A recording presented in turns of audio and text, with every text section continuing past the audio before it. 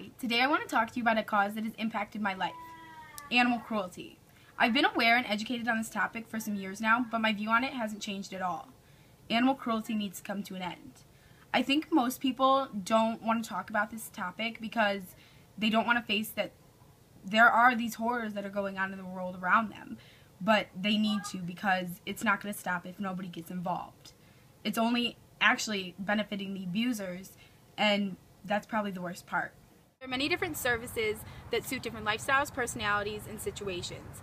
Anybody can get involved in these. Most of the services available don't cost anything but your time and energy, and people getting involved with animal cruelty is essential to this cause because it spreads awareness, and that's the most important part.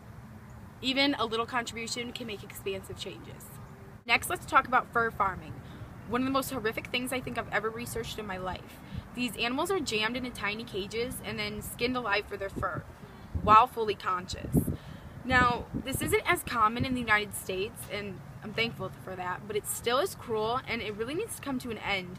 These animals have done nothing, and yet their fur is being taken from them, and that's something they were born with, that's something they should keep.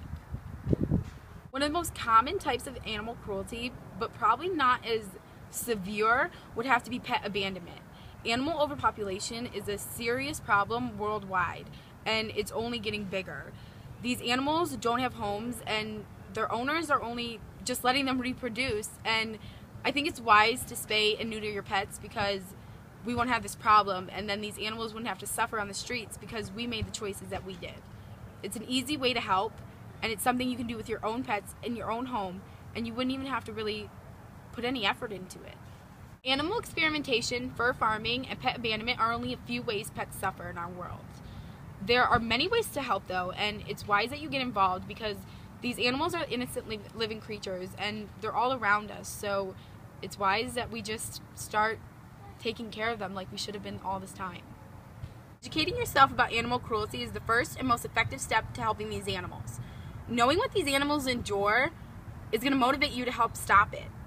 If everyone gave a little, it would still achieve a lot to help end the savage way these animals are treated. Animal cruelty usually sparks an outrage in people, and this is actually beneficial because you can turn that outrage into action. There are many services that offer help for animals, like your local shelters and humane societies, that offer things like volunteer programs, fostering options, and adoption and donation possibilities. Even though we're college kids and donations probably aren't our thing, the volunteer program is amazing. I actually volunteered myself a few times, and it was really humbling for me because helping these animals is something that really inspires me to help other people in the world. And it's especially if you don't get along with people as well, or you find it hard to make social interaction, these animals are there for you and you're there for them. So it's more of like a team relationship. You're helping each other, and that's the greatest benefit of all. A cruelty-free consumer, like not buying any products tested on animals, like makeup, could actually be beneficial because you're not fundraising these companies that do this to these animals.